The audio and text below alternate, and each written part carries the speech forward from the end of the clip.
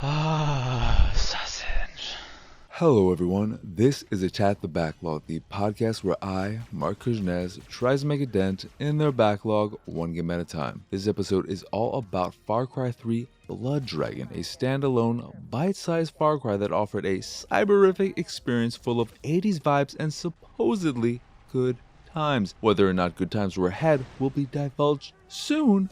But what's important now is that Far Cry 3 Blood Dragon originally came out on May 1st, 2013 for PC, PS3, and Xbox 360. In addition to its original release, a remastered version came out as part of the Season Pass for Far Cry 6, or purchasable separately on December 16th, 2021 for PC, PS4, and Xbox One. Blood Dragon makes a fantastic first impression with some Little Richard, a minigun, and more lasers than one would find in an Eastern European dance club. To quote Dorothy Boyd, the game had me at hello, except all it did was say hello. After that, it just kind of stood there, not saying much, occasionally farting just to make sure I knew it was still there, with gassy annoyances in the form of the titular blood dragons. It all feels like a missed opportunity. For a game wanting to elicit everything people love about 80s action movies, Blood Dragon is surprisingly boring and uncool, kind of like yours truly, sans the surprising part. It should be the exact opposite. The intro makes one believe it's going to be the opposite, ignoring the opening motion comic bit, but it all falls apart once you start playing the game for real and are no longer firing an infinite ammo minigun from a helicopter, causing explosion after explosion as Little Richard's long tall Sally is blasting in your ears. Instead of keeping up with the cool, Blood Dragon becomes just another Far Cry game, only with less variety, an environment that quickly becomes painful to look at, and a story that tries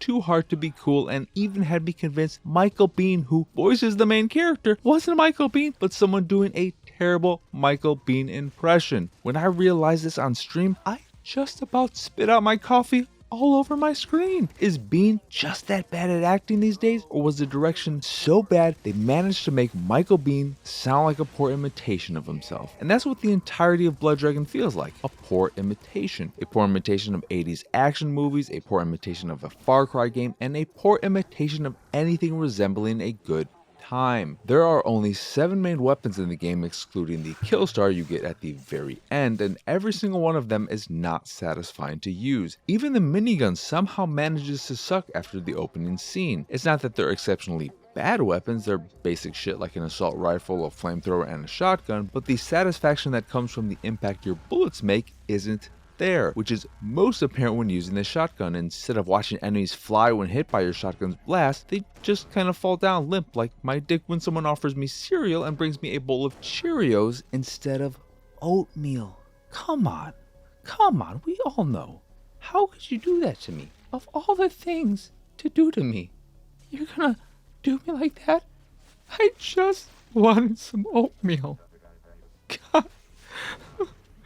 I need a minute. But the gunplay is a far cry from Blood Dragon's only problem. The world just isn't interesting to explore and, as alluded to earlier, is painful on the eyes with its excessive use of the color red. I get it, it's going for a certain aesthetic and pulls it off well, but over the course of my 5 or so hours with the game, I had a headache most of the time, and it's because of the visuals. Now, this is something that might not bother you, but it sure bothered me and is something to consider if you plan on playing the game yourself at some point. What you see is what you get, and it's all you get. If you think you'll be fine tolerating the oppressive reds for hours and hours, more power to you. But all it did for me was make me feel like doo-doo. Also plaguing the open world are blood dragons, which are huge, powerful, and hostile towards anything that gets close to them. You can use this to your advantage, of course, but in order to do so, you have to lure them with cyber hearts, a throwable you obtain from dead bodies, obtained via an obligatory animation you can't skip or turn off in the settings. This becomes annoying incredibly fast and is exacerbated anytime you take down a whole squad of baddies. I don't know if this was fixed in the remaster, but I sure hope it was, because that would go a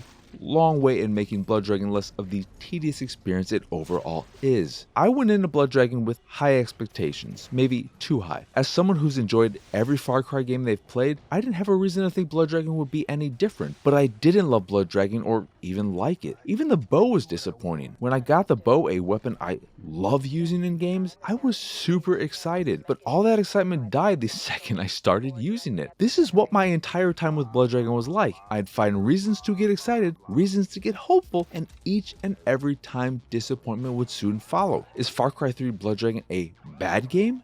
No, but it is a disappointing one, and sometimes that's actually kind of worse. Anyway, that will do it for this here episode of Attack the Backlog. Once again, I am Marcus, and as y'all can find me on Twitter and pretty much everywhere at PX Sausage. If you'd like to see me streaming games like Far Cry 3 Blood Dragon, you can do so over at twitch.tv/PX Sausage. If you'd like to check out the videos I make, like the one for this here episode of Attack the Backlog, you can do so over at youtube.com/Pixelated Sausage. Like, subscribe, hit the bell, and all that jazz if you haven't already. That is again youtube.com/Pixelated Sausage. Speaking of Pixelated Sausage, if you put a little dot and a comma after that, what do you got?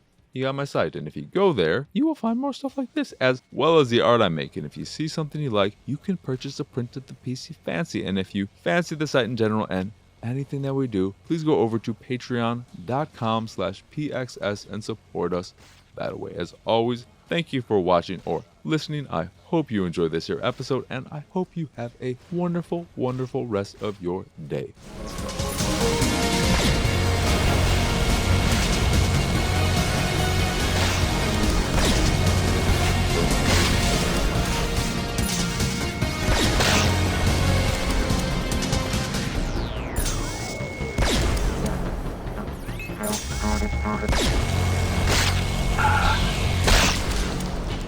Now that's a power-up.